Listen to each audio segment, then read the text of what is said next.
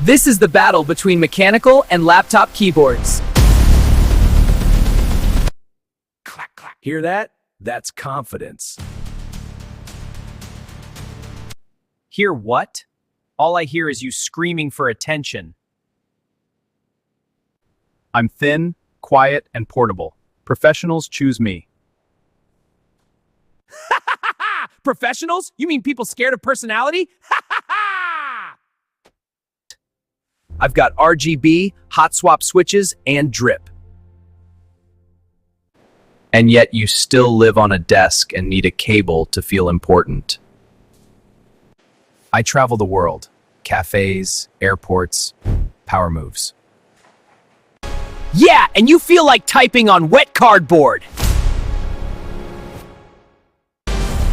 I'm built for real typing.